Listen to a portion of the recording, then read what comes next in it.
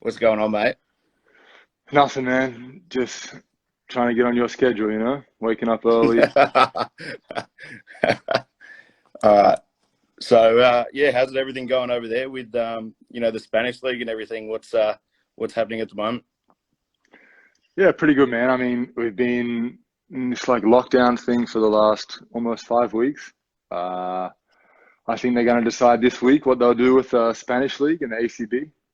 I think they have some options. I think it just depends on what the government's going to let them do or allow them, as like sport. Yeah. And if they like ease some lockdown or something. But yeah, we'll see. I think we'll find out more at the end of this week. When did you find out, and how did you find out? Was it obviously most athletes I know coaching? I was pretty devastated when it happened, but where were you when you found out? What was the reaction of you and your teammates and that sort of thing? We were heading to shoot around in Istanbul. We're about to play my old team, Anadolu FS, in a EuroLeague Yeah. game. And I think the NBA cancelled that night their season, and we went to practice the shoot around, and we got there, and they're like, "What are you doing? The league has been suspended. Go home." So we sort of just, we had the mindset that we were going there for a game with a slight chance that maybe it'd get canceled, and then yeah, we got there, and they just had to call up the air service company and organize our plane to come a little quick, like earlier in the day, and we just sort of waited around. And when we got back here to Spain, they just said, yeah, basically stay inside, and the country's going to be on lockdown for at least the next couple of weeks. So just Yeah. yeah, we'll let you know any updates. But yeah, sort of been at home since then. Yeah. Okay. Well, what's it been like since obviously lockdown and everything like that? Have you been able to sort of do anything to stay fit and everything like that? Obviously, you've had the baby to prepare for as well, a little one on the way. What's it been like ever since? Well, first of all, it was I think 2 weeks, and then it was 1 week, then it was another 2 weeks. So I think you always think like, okay, in a week or two, we'll start games back up again. So you got to stay in shape. Can't just sit on the couch for 16 hours a day and, like a regular day off, because it's a bit more of a sustained period. So we were lucky, actually. The club brought around like, exercise bikes, some dumbbells and some gym equipment. And I got a pretty nice terrace. So I just try and get out there as much as possible for a bit of a workout. But yeah, just trying to stay in shape, man. I guess get a bit of a routine, because otherwise it can be sort of like Groundhog Day, every day, Yeah. same, same, same. Don't know if it's a weekend or a Monday, So yeah, I don't know. Just been trying to get a routine to make sure the days go by, but they've actually been going by pretty quick. So just hopefully there's a bit of light at the end of the tunnel when this thing gets lifted. Yeah. Okay. How was your season going anyway? How were you guys traveling and how are you going individually? I think you had an injury at the end of last year, but how have you been traveling? Yeah, this season's been pretty good. Valencia is a really successful club. They came up from the Euro Cup last year when they won that, and now they're in the EuroLeague this year. And yeah, it's been a great city. Been a bit of an adjustment, but yeah, I've enjoyed my time so far.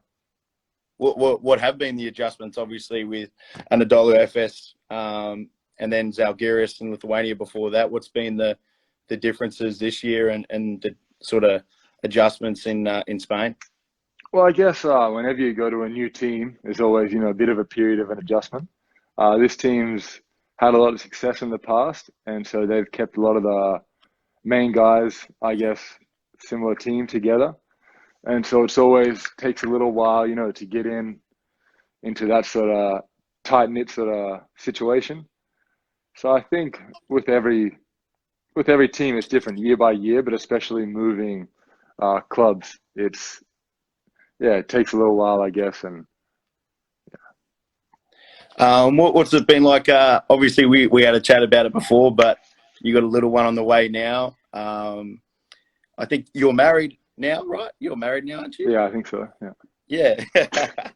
So how's that all been? And when is he due and that sort of thing? he's due the first week of May, I think May 8th. But Doc said he's pretty long, so and he's big and healthy right now. So I think from today onwards, any day that he comes from now, he would be pretty much fully ready to come, and he'll be healthy. And so now we're just sort of waiting day by day to see when he's going to come. But yeah, I think sometime between now and the first week of May, he'll be here. Yeah, okay. And you met your wife when you were with Zalgiris, is that right? Tell us Yeah. about how you met her. So she's Lithuanian from Kaunas, the Yep. same city that Zalgiris is in. And she actually worked for the club. And she came to work for the club, I think more or less a week or two the same week that I came to play for the club. And she was, pretty cute. So I just sort of kept my eye on her. And then, I think she interviewed me one day for like a promo thing. After that, just sent her a little message, said, hey, do you want to come for dinner? And then, the rest is history, I guess. You're not meant to do that with people in the workplace, mate, hey? I mean, it worked out pretty good for me, so I guess. Lucky I never asked you for dinner after we did interviews, huh? Yeah, it would have got a different answer, Brayden. Mate, take us through, obviously, talking a bit through your career and all that sort of stuff. Take us through where you started, obviously, here in Brizzy and all that sort of stuff, and growing up, where you played and who you played with and that type of thing. Well, I grew up initially playing, I think I started when I was 7 years old. I started playing down at Runcorn with the Runcorn Rockets at Southwest. Yeah. That was probably my first introduction to basketball. I think my mum was my first coach. And then probably the best coach in Australia for like fundamentals and youth talent is Penny Bairstow, my boy Cam Bairstow's mum. The amount of pros or the amount of people that she has coached that have gone on to develop to be like great basketball players. I mean, sorry, but you know what I mean? Like there's so many guys that could trace their way back to their first coach was Penny Bairstow. And I think she's really helped with that whole sort of generation in Brisbane of basketballers. So, that was my first sort of few years was at Southwest. We had some strong teams there with Teasy, Cam Bairstow, Daniel Vito. That's now with the WWE, isn't it? Yeah. He went on to do some pretty big things as well. And then after that, I moved over to BBI, Brisbane. Yeah. Our club, Western Magic, with Brian Curl and Salty. We moved over to BBI because at that time it was a stronger like local competition. So I played there, and that was a great move for the club. It definitely helped my career in terms of a junior because, you got to play with some different guys, play in a different place and different sort of competition. And that was sort of the whole juniors. And then obviously after that went on to in under 18s, state teams and the rep teams sort of like that. But that was sort of the juniors from there. Yeah, okay. Tell me about when you got sort of identified to go to the AIS. Were you sort of, a star at the state, in the state teams and that early on, or did you sort of blossom as the years goes on, and how did you get identified by them? Yeah, I didn't really make any of the like state squads until I was under 18, I think. So 16 or 17, I wasn't really on that level, I guess, or a bit of a late bloomer. And then after that, being part of the QAS and stuff, I think that sort of gave you a bit more exposure to the AIS. And then once I got identified to the AIS, it was a year after all the other guys my age had gone, like, Mitch Young, Jordan Page, Salisic, all those guys, Crombie even went. All those guys from Queensland had left a year prior, I think 2007. And it was just myself and Teasy stayed in Queensland. And then that following year, I got the call up to go down to the AIS, and that was awesome as well. Who were you there with? I remember you guys playing against Spartans in a Siebel game, and you guys had a pretty good team, a lot of athletes and all that sort of stuff. Who were you there with? I was there with Mitch Young, Delhi, Ryan Brockhoff, Jordan Page, Christian Salisic, Hugh Greenwood. There's a pretty good list.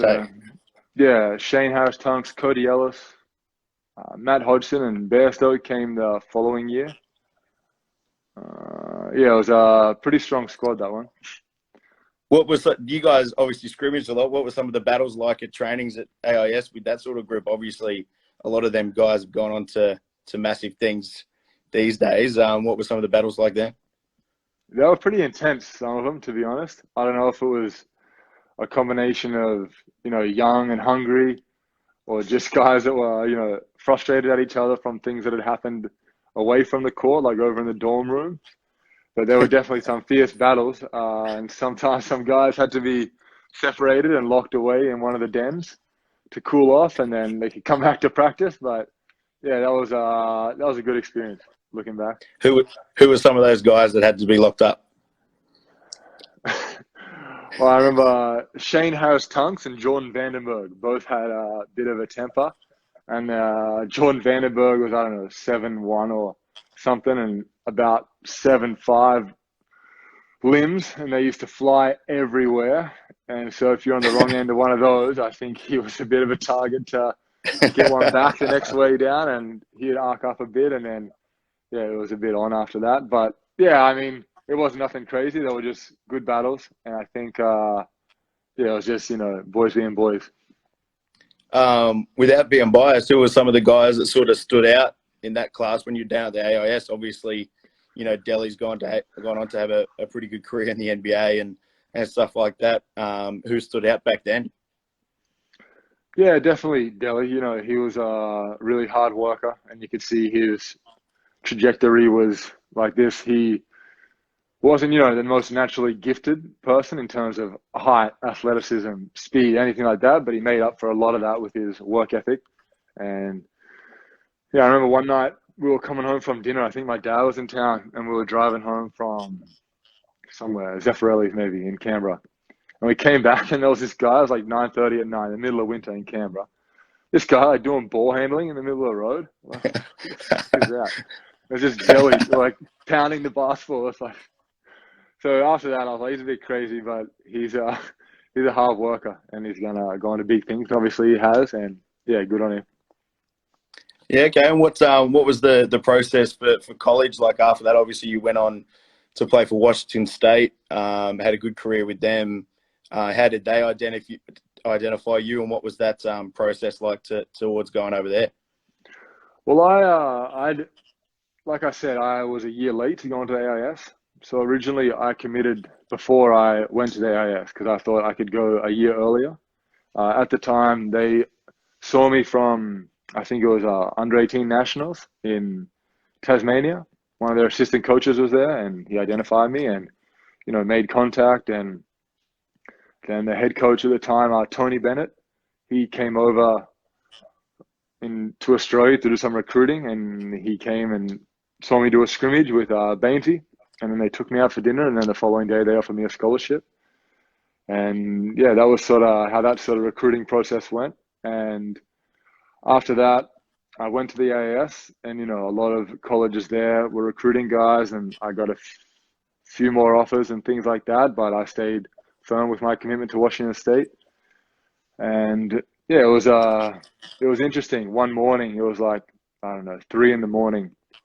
I got a phone call from Tony Bennett, and I thought, okay, what's going on? Like, does he know what time it is? Or surely he knows what time it is. And he's like, hey, Brock, how's it going? I'm like, yeah, pretty good. And he's like, hey, I just want to let you know, I think I'm going to take the job for the University of Virginia tomorrow. I just wanted to let you know, before you woke up to the, news all over ESPN and stuff, that I'm gonna leave Washington State, and I want you to come with me to Virginia.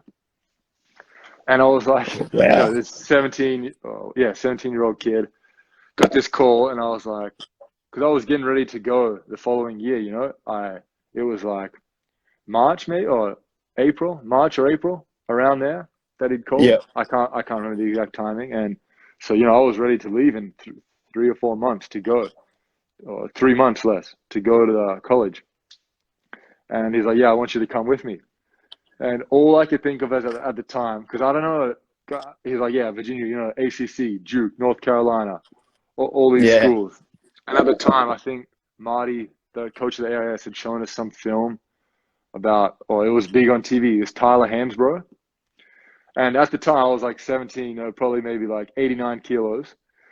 And all I can imagine is this Tyler Hansbrough running down the court, just like stealing me and dunking. And I was like, maybe, maybe I'll have to think Maybe about that not. one, Tony. And I was like, yeah, I'll think about that. He's like, okay, well, just letting you know, like after I take this job, I can't like legally call you anymore because you're under commitment to a different school, and I'll be a head coach of a different school. So I just want to Yeah. let you know I want you to come with me, but I can't contact you after this. And then after that, the assistant coach, Ben Johnson, who has some Australian ties, and his Yeah. Yeah. wife is Australian. Yeah, he was a pretty big factor in recruiting me, you know. So he called me, explained to me that he was going to stay at Washington State and that they were going to hire this new guy, and they were still interested in keeping me at Washington State. So I said, okay, well, I just need to speak to the new coach. He's like, okay, no problem. And then within the next week, the new coach and him flew over to Australia for the day. They talked to me in my house in Brisbane for, I don't know, a few hours, and I recommitted there. And then, yeah, that was the start of my journey in Washington State. What sealed the deal? Was it them coming over and sort of reassuring you, or what sort of sealed the deal? Because, like you said, Virginia is a pretty big school, and Tony Bennett's a legendary coach. So, what sealed the deal for you? To be honest, I think I wasn't really, I didn't really know a lot about college basketball. I didn't know, I had a rough idea, you know, but at the time that Washington State recruited me, they were top 10 in the nation, Sweet 16, Tony Bennett, Coach of the Year, all these things, you know. And now looking back, like, you think, okay, like sustained success, it's different right here, right now. And I think I just thought Pac-12 or like Pac-10 at the time, big school, big opportunity, good environment. I'd been there on my visit and I'd seen what the school was about, what the people were like. And yeah, when he came over and they sort of, it didn't really feel like, it was like, okay, I've been there to visit. Basketball is basketball, but it was a lot different than what I thought I was going into. But, it would have been the same.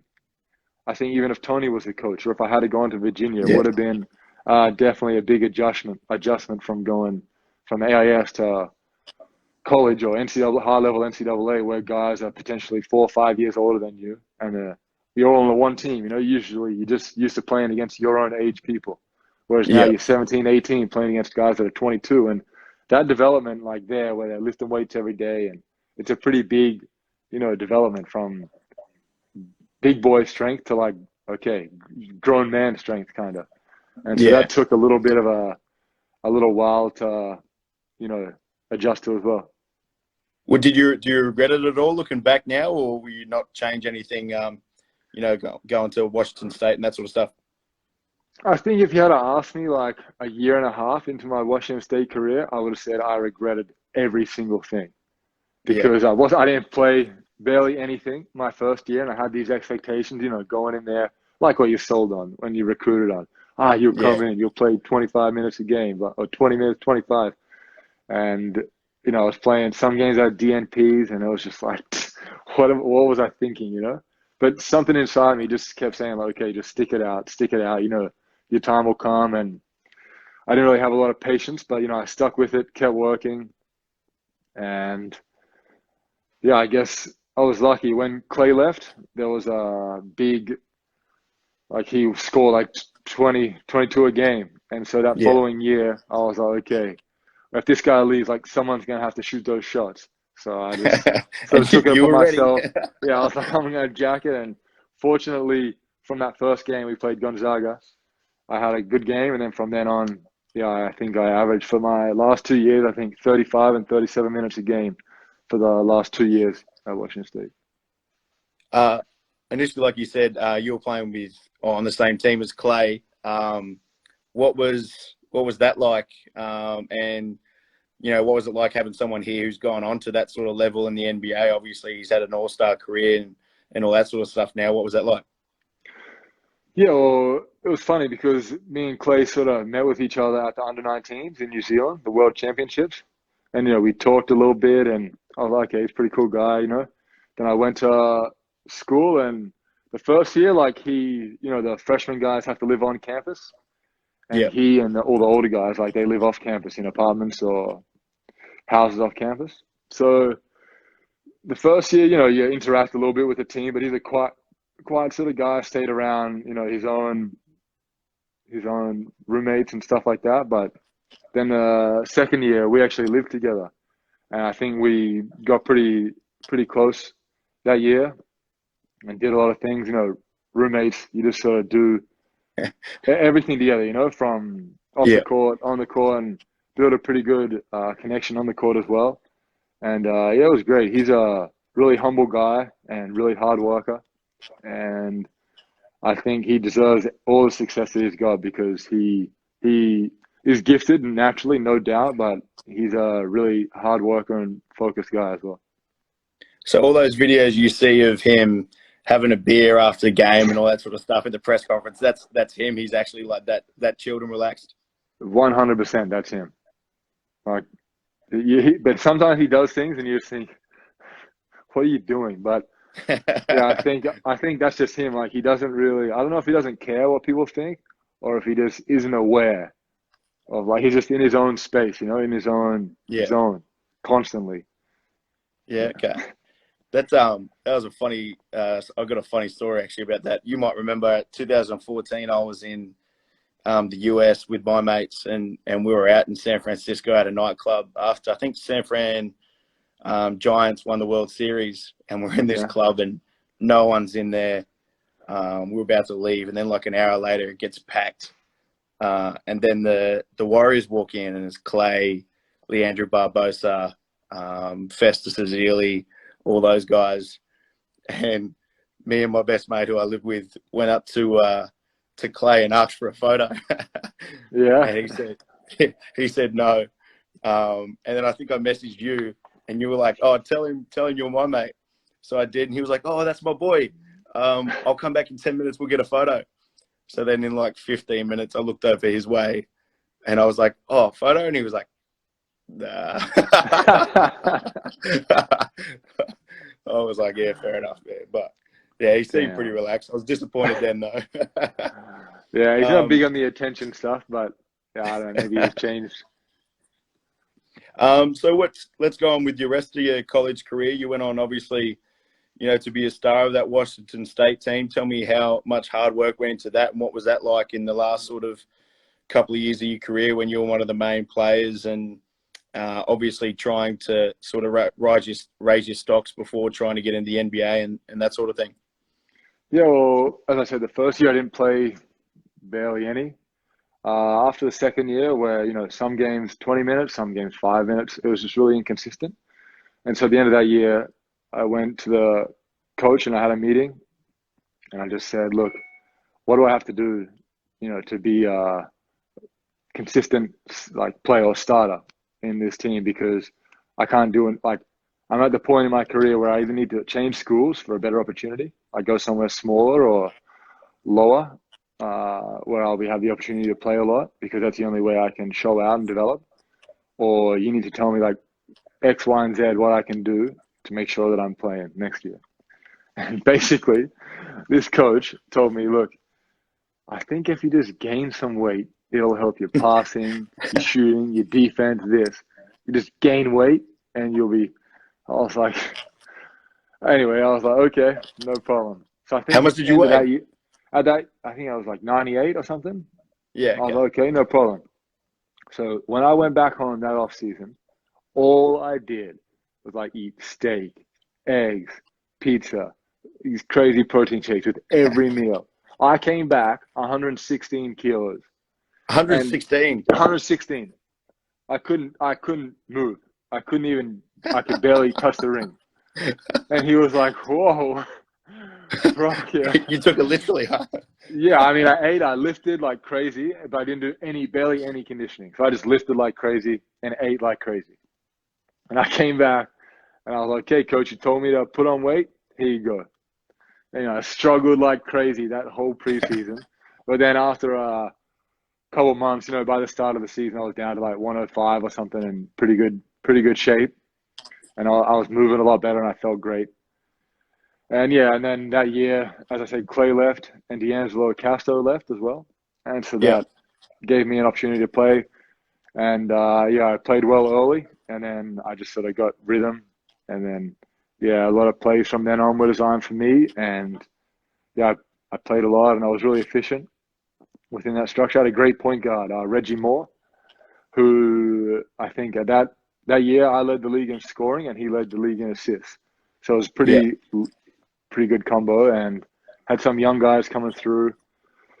And then the following year, the same. Just we just needed like one or two more guys to really be competitive, and it was just, yeah, I don't know. For me, I had a great time those last 2 years. I mean, Yeah. looking back, the whole experience was awesome. I mean, I learned a lot, and off the court was a lot of fun too. I made some great friends there, and yeah, it definitely helped me as a player to go through that sort of struggle early and then come out the other side. If I remember right, you came and did an Australian tour before your last year, didn't you? I think we beat you. You came and played Spartans and we beat you. Yeah, yeah. Uh, yeah, we What came happened there? played Spartans. We played Melbourne Tigers. We played one or two Sydney teams, Wollongong and a Sydney team, and then we played the Cairns Taipans. Yeah, I think maybe we lost the Spartans because that was one of the first. Maybe that was the first or second game that we played, was because they all came from the States, and I was already in Yeah. Brisbane or in Melbourne to meet them. Yeah, that was a bit of fun because I think every 4 years you can do like an international tour, Yeah. and because myself, Dexter Kearney Drew, and James Hunter were both on the team, and there was Yeah. three Australians, so they decided to come to Australia, and yeah, that was a lot of fun to play with my college team in front of some friends and family in Australia. During your time in college, who was the toughest person you played against? Uh, there were some pretty tough guys. Nikola Vucevic, I don't know if you know Yeah. him, plays in Yeah. the Yeah. league. He played for USC, and he was a beast in college. I don't think I really understood at the time, but he was really tough. There was also obviously Derek Williams in college was pretty good, but I only played against him my freshman year a little bit. Yeah. Uh, Andre Roberson, who played at Yep. Colorado. He was a good defender. Yeah. He was pretty raw, but he was a tough defender. I'd say those are the main guys. Isaiah Thomas at University of Washington. I didn't play personally match up against him, but he was tough. He was hard, played hard, and just tough to play against. Like, yeah, probably those He's a guys are dog, probably isn't the main guys. Yeah, I mean, he? we were supposed to hate them, because we were Washington State, they were University of Washington as rivals, Yeah. but I sort of deep down I always respected him because he wouldn't be, I don't know, he'd be 5'10" max, but he's like the definition of heart over height for sure. He's a tough guy. When did you sort of know that you could have a goal of shooting towards the NBA? I know we did some stories together, obviously with Cameron Bairstow and stuff when I was back in Australia, covering you guys in the lead up to the draft. But when did you sort of know that that could be a realistic goal for you? And did you have someone tell you or along the way, or what sort of happened? When I was at the AIS, I sort of had a feeling, okay, I'm one of the highly ranked Australian guys. I'm going to a big time college. I'm on the right steps in order to fulfill my dream of going there. And then, sort of a bit of a process. I stayed all 4 years at Washington State. It took all 4 years for me to really play. I thought of leaving after my third year, where I had that sort of breakout year. And then I came back for one more. And then, yeah, I just sort of always deep down, I knew that's what I wanted. I was going to be a professional. It was just a matter of where. And I always had that focus and the vision that that's what I wanted to do. And so I just worked every day to try and get there. What was some of the process like? Who did you work out for in the lead up to it? I know you ended up playing for Philly that year in the summer league, Yeah, but who did I you work worked out out for? with a So, bunch of teams. I don't know, maybe 12 or I don't know, 12 more teams. yeah, Lead okay, up to it. I'd, some workouts better than others. I don't yeah, know. I just wasn't really prepared, I guess. I didn't, not prepared, but it was just like a different situation workouts as opposed to like where I was just playing, 1-0 every day, trying to get ready for the draft. And yeah, I guess looking back, my lead up to the workouts would have been different, Yeah. but you can't change anything. And I had a great workout in Indiana, and they promised me, I think they had the 52nd pick that year, or 53rd or 52nd, but they'd Yeah. called me or called my agent at the time, and they'd called him and they'd promised me that pick. And then I was watching the draft, and then a couple picks before, he's like, yeah, I think the Celtics just bought the Pacers pick, so you're not going to get Yeah. drafted. Wow. And I was like, okay, cool. But looking back, probably, maybe it was better, maybe it wasn't, because after that, if they don't sign you on the roster, they just hold your rights. Yeah. So yeah, no, I think that would have been a good spot for me. I had a great workout there, and I thought I could have fit in really well. But obviously, it wasn't meant to be. I think Colton Iverson ended up going to the Celtics with that pick, but Yeah. that's obviously it was late second round anyway, so it's not like it was high first round, mid first round, anything like that. But it was still disappointing not to hear my name called out.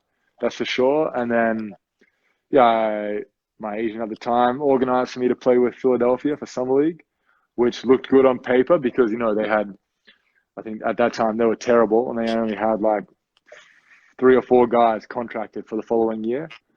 So they're like, a lot of the summer league guys will probably be brought into training camp, and have a Yeah. good chance of making the roster because no one's on contract. Well, it didn't really go to plan because a lot of those guys that were already contracted or off contract, the older guys, came back and played for summer league, So usually Yeah. it's like Okay. young guys, draft guys, free agents, but a lot of the roster came and played. And I think they ended up having like 19 guys on the summer league roster. So I didn't get much of a run there. And so that was, yeah, I mean, another thing, hindsight, would have probably gone to a different team, but at the time that was what the agent had recommended. So that was, Yeah. I Who were was some of just the doing players what in I was that team? told. I couldn't even remember. Michael Carter Williams, Yeah. and Okay. Arnett Moultrie, Khalif Yeah. So Wyatt. not many. Yeah, I don't know, man. A lot of guys that were, I honestly can't remember. Some big dudes, but I can't Yeah. remember. Okay. But yeah, and then after that, that was sort of the end of my for that year, my NBA experience for that. That was sort of Yeah. done.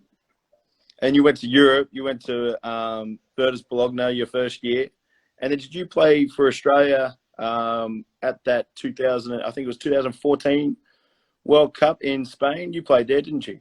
Yeah. So after that, I played for Bologna in Yeah. Italian top league. That was, my first experience living by myself, living in Europe, living, I don't know, with 2 practices a day, almost every day. It was a big Yeah. adjustment, man, because European basketball, it's a big jump from American basketball. That's a big understatement. Yeah. And my How first so sort of though? How taste into so? the pro life. How so? Yeah. I guess rules, like there's, in America, rarely anything is called a travel, whereas in Europe, Yeah. as soon as you do something that looks awkward or unorthodox, which is a lot of my game, or a quick move, it's a travel.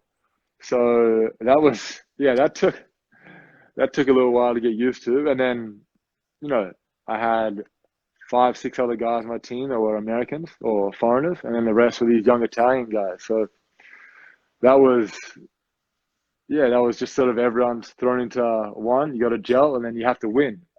And that year, we started off really good. Then we went through a down patch, got a new coach, and just the emotions of European basketball are crazy. Like when everything's going great, you're like, oh, you have a good game and you're winning. Like you feel unstoppable. Like nobody can tell you anything, And then you Yeah. lose a couple of games and everyone starts getting a bit nervous and no one talks. And you're like, okay, you feel a bit the heat to perform. And you think, that you read on the Because it's so internet someone's going ruthless, to hey? replace you, or you see you're on Twitter, it's like, oh, blah blah is looking to add a power forward or is looking to add a point guard, and you're like, is that my position, is that me that they're trying to replace? Or so Yeah. whenever you definitely feel the heat if you don't play well when you're, a young guy, unproven, and nothing to sort of fall back on. So yeah, that was a That big first, learning experience as well. yeah, okay. And then with your first World Cup with Australia, what was that like? And then in that game against Angola, what happened? What happened with that? I know that was pretty publicised. I think it was Goran Dragic had a massive go at you guys for it and that sort of stuff. What was that experience like, and what happened in that game? Yeah, well, obviously, first of all, it was huge to represent my country. It was the first time I'd done so at like a senior level, and so that was a big goal ticked off. The Angola game, I don't know what you're talking about. I can't really remember. I just remember we, yeah, I don't really remember the situation. They just got the better of us that day, and then we went on. We ended up Played matching up Turkey. against Turkey. Yeah, Yeah, and that was, I think, a favorable matchup for us because otherwise, I think something would have happened where we would have had to cross over against the USA. But whereas if we yeah, played when we played Turkey, we didn't have to play them till later on. yeah, And so, yeah, unfortunately, we lost against Turkey on the buzzer, and yeah. that was sort of the end of that experience. But yeah, wow, it was amazing to play at such a high level and serious event for the you know top men's national team in Australia. That was huge. And then after that, you obviously played for Adelaide with 36ers with one of your best mates in Brendan Tees, your smaller twin. um, what was that like? Obviously with Joey as a coach then, and what was it like coming back and playing there? Yeah, well, before that, I went to that off season. I played with the Jazz at summer league my second year, Yeah, and I had a pretty good summer league that year. They invited me to training camp, and they after during training camp they offered me a three year deal, like a non-guaranteed 3 year, whereas it was basically first year is X amount, second year X amount, third year option. yeah, And but in the small print there, which a lot of the guys that went to training camp, they signed that. But in the small print was if you don't make the 15, then they have your rights and they put you in the D League, basically, yeah. or they Okay. put you in the D League if you don't make the top team. So I wasn't big on going to the D League. I was strongly against it. And so Yeah, the other option was you sign a 1 year non-guaranteed, but if they don't sign you for the 15, if they don't pick you in the 15, the top, then you don't have to go to the D League. You're free to leave and your contract becomes, void basically. yeah. Okay. So all the other guys at training camp signed that 3 year non-guaranteed, and I went the other route inside the 1 year. And so it went on. I went on. They made the cuts, and somehow, I mean, I was playing well. I think I fit in pretty good with the guys at the time. And yeah, it got down to there was only 15 guys left, and I hadn't been cut yet. And it was pretty crazy. And then I think we just played the last preseason game, and then the following day or the next day, they were leaving for their first regular season game against the Mavericks in Dallas. Yeah. And I was packing up my locker after one training session, and the GM or one of the physios came down. The physios came down. I was like, Brock, the GM wants you upstairs to talk to you. Oh no, no. And so I went upstairs, and I sort of had a feeling that it was coming because there was a bit of a logjam at the power forward. They had, I think, Steve Novak, Jeremy Evans, uh, Derek Favors. Anyway, they had like a lot of guys in Yeah, that spot.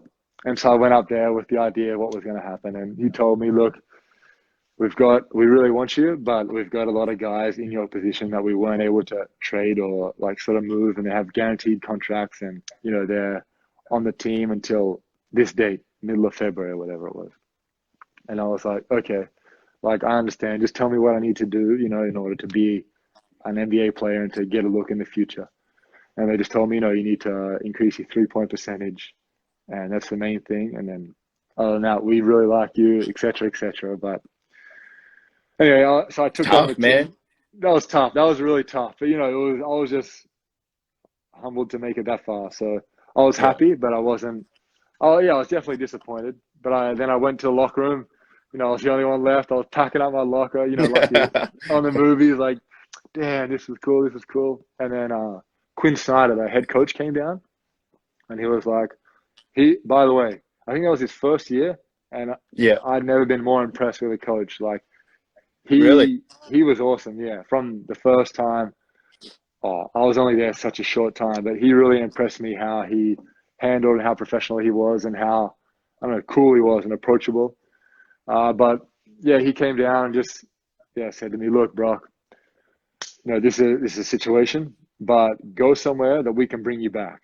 Like in February after I think All-Star break or whenever it is, where they can sign 10 days.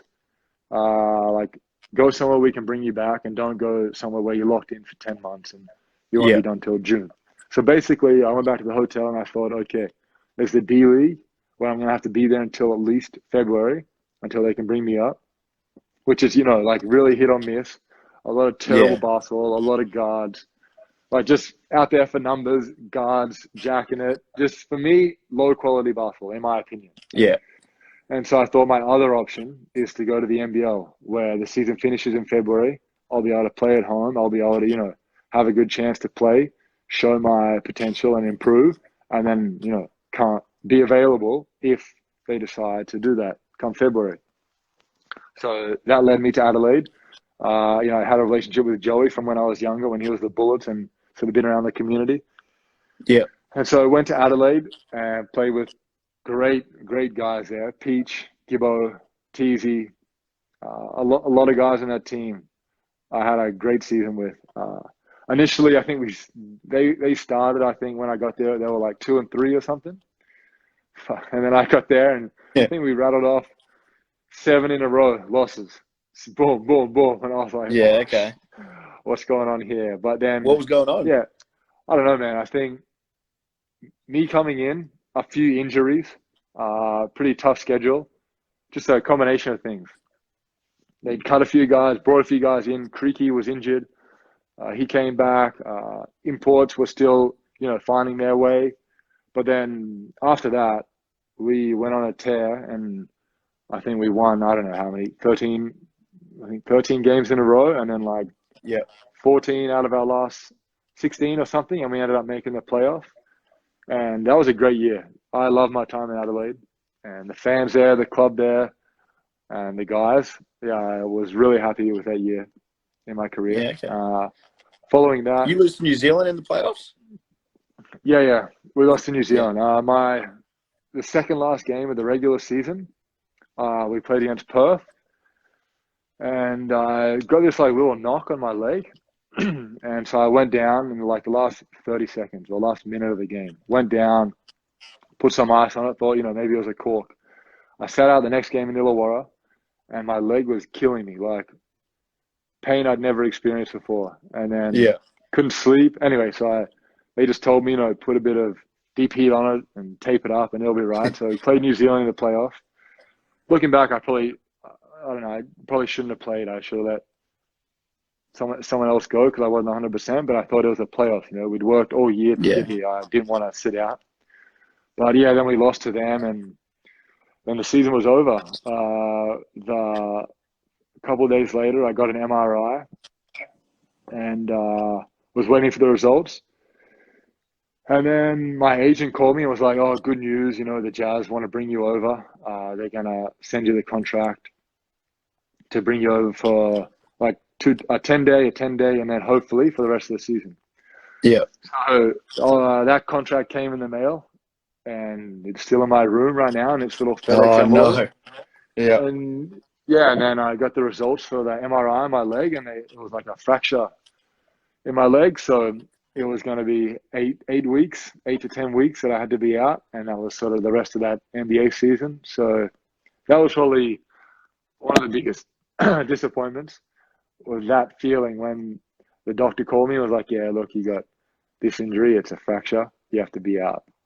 like you can't walk, no weight on it for 3 to 4 weeks, and then after that you can slowly build it up. But it's just got to take time to calcify over and heal, and then that's it. The only thing that can help it is time, and that's the only thing I didn't have. So I toyed with the idea of going over and just risking it, but I thought the longevity of my career wasn't worth re-injuring myself, so I just kept that little envelope in my room and left it there.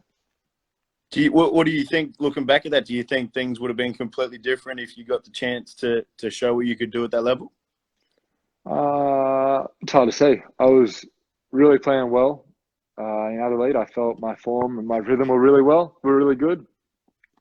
I don't think Utah that year made the playoffs, so I think they would have given some opportunities to some younger guys.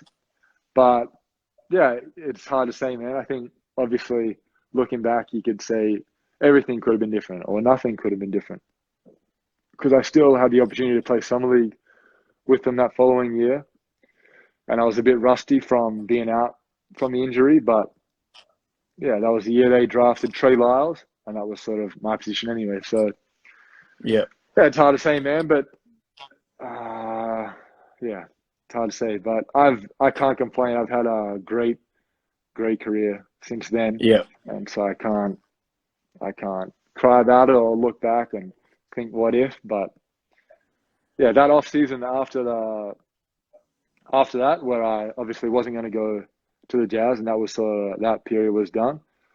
My new agent had got me this, or had lined up this job in France, because obviously my first season in Europe was nothing stellar, but it was okay. So European teams, they still want to see me prove myself, and so I had to, take a sort of mid-level job in France with an average team, and that was almost ready to be done. But then for something in me, I just didn't want to. I didn't sign. Like I left. I wanted to sign after this game. We were in Lithuania with the national team, playing some like pre-Olympic qualifying games, just touring Europe. Yeah. And we had these 2 games against the Lithuanian national team, and I had a great game, my first game. And after that game, lucky I didn't sign with this French team. After that game, my agent called me. I was like, "Look, great game. We had our Octagon guys. We had our agent in the arena, and one of the Zalgiris EuroLeague clubs, their coach was the assistant coach, and afterwards they said they're pretty keen on you and they want to offer you a contract." And I thought, what? So that was out of nowhere, from mid-level, like not even a Euro Cup team in France to a EuroLeague team in one game, was like spectacular. And then we played them again 2 days later, and I had another decent game. And I got a 2-year contract out of that. And it came with the money, man. It came with the money. Yeah, but not just the money, but the money. Yeah, but EuroLeague, like the chance to be in the second best league in the world. And I signed immediately.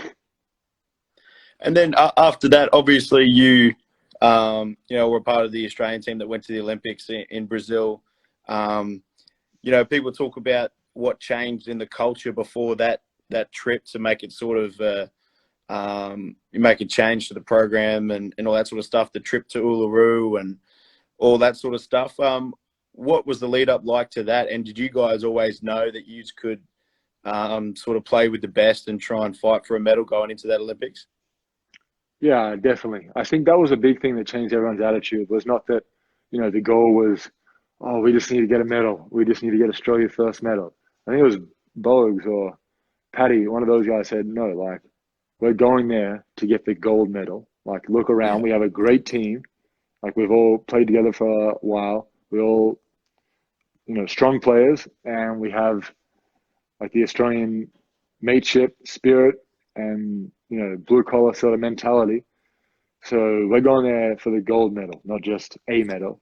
And I think that sort of shifted the rhetoric in the papers and the media, and that's sort of also the belief from inside our camp to outside. I think that's sort of everyone's mindset was like everyone believed, everyone's like, okay, we're going for the gold medal. And no one said a medal anymore. It was just gold medal whenever anyone spoke. And that was the belief in the group. And yeah, that's sort of the mentality that everybody went into in that group to the Olympics. And you guys had a really good tournament. And then, you guys would have obviously been disappointed with the semi-final after beating Serbia pretty well, having one of your best games against them in the round robin comp. And then that bronze medal game against Spain, you had you're probably your best game at the Olympics. Then I think Bogues got fouled out in the third quarter, and you played a lot more and all that sort of stuff. Take us through what that game was like. Yeah, that was, when we got to that stage where I was like, okay, we still have a chance to get a medal. Then it was like, okay, big game, Everyone was playing for everything. It was for first medal in Australian basketball history at a major tournament. And yeah, when Bogues got in foul trouble a little early, and I want to say maybe even they put Dave Anderson and Bainty, they played at 5, and Bairstow had already done his shoulder, so he was out injured. Yeah, that's right. Game. Yeah. And so, yeah, I sort of had my opportunity, and when I went on, I felt pretty comfortable. I made a few plays, and then, yeah, that was it. Once I was in rhythm, I was on, and yeah, it was pretty heartbreaking to go down with that phantom charge call. What was your reaction to that foul, man? That was like every Australian person who was watching it, and especially basketball fans. I remember watching that and just cutting loose. What was your reaction? Were you on the court at the time when it happened? What was your reaction? No, I wasn't. It was like I think anyone, but I was in the gym and, you saw it. The call was a little bit late, and yeah, it was tough, man, because there wasn't a lot of time left on the clock. It was a pretty tough call to make at that time of the game. But you can't say anything. You can't say, look, it wasn't, or there's so many calls throughout the game that you can argue we shouldn't be in this position. We shouldn't. There's many things you can say, and yeah, that was heartbreaking, I guess, to be so close and within. You could almost taste it. You could feel it, and then it went away. But that's how it is. It wasn't to be, and I'm sure in the future, when we get that medal in Australian basketball, it will be even sweeter. And fast forward a couple of years, obviously, last year, team went off to the World Cup again. In the lead up to it, what was camp like and that sort of thing? You were one of the shocks, especially I can say from me, but a lot of people, especially with your offensive prowess, I guess you can call it, not being selected. What was that whole process was like, and how shattering was it not to make that final group to go away? Yeah, it was obviously disappointing. Anytime you don't make a team, it's disappointing. They chose to go in a different direction in the way they did, and fair enough, that was their call. And yeah, I have nothing really to say on that. I went on to start a new team, and I came here, and I got to do a full preseason here, so that was fine. I watched them on TV and supported them, but yeah, unfortunately, I wasn't in the mix that time. I wasn't in the final team that time, but I will still keep working, and hopefully in the future. And obviously now the Olympics were scheduled for this year, but going on next year, mate, that's obviously a major goal for yourself to try and, play as well as you can over there and fight for a spot at the next Olympics, whenever it is. 100%. You always want to, improve, but nothing more than showing out on the Olympic year so you can represent Australia at an Olympics, because there's no higher feat, in my opinion, as an Australian, men's basketballer. That's the pinnacle. And now, mate, obviously, like I said, playing well over there and having a family over there, is there any sort of plans to come back and play here, or would you come back and play in the NBL? And why is sort of the Euro League the main thing for you now, when you're seeing sort of so many people come back and all that sort of stuff? I think the Euro League, as I said, it's the second best league outside of the NBA in the world. So it's hard to match that quality of basketball, the environment, the fans, the lifestyle over here. It's tough but rewarding. And because it's such a high level of basketball, I would want to play here as long as I can. If the opportunity came up to return home and play, it would have to make sense, obviously in many ways. But as of right now, I'm still trying to get to the peak of my career. And I think right now it's best for me to continue to play in EuroLeague because it's just the highest level where I can continue to improve and play against some of the best guys in the world. But obviously, you always want to play at home, and I think one day that will come. Final thing, mate. Someone posted on here. I saw Penny Best. I just joined in. Shout out to Penny. Penny. But what was one of the questions was, what's been your best club or your favorite club that you've played at? I think they've all been You'd different. get in trouble if you don't say Zalgiris, wouldn't you? No, well, Zalgiris for sure. I had probably one of my best years there of my life as a whole, My second year there where I'd improved a lot in my first year. I played a lot. I played for the legendary Sharos Jasikevičius.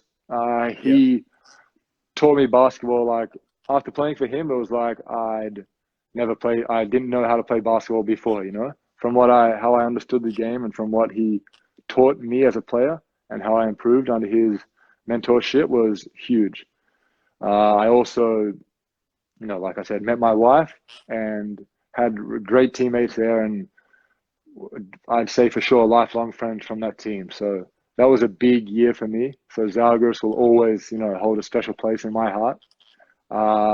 After that, in FS last year when we went to the final of the EuroLeague, like the final of the Final Four. Yeah. Playing with those guys and playing for Coach Adaman and playing in Istanbul and living in Istanbul was amazing as well. It's one of the best cities you can ever see. I'd say how beautiful it is. The people there are so welcoming and hospitable. And I think, it's tough, man. Both of those clubs have huge places in my heart. And obviously now being here in Valencia, playing in a nice club here, and obviously going to have my first child here will also hold a special place inside as well. But it's hard to narrow it down to just one. But everywhere I go, has a different experience, and I've loved every step of it so far. All right, awesome, man. Well, appreciate your time. Obviously, we've done media stuff over the years, so you've always been good at giving me time and all that sort of stuff. So I really appreciate it. All the best with finding out what happens with your league today, and all the best with the birth of your baby, mate. Congratulations again, and I'm sure we'll do this again sometime. Thanks, man. I appreciate it. No worries, man. I'll catch you later. See you, bro. Later.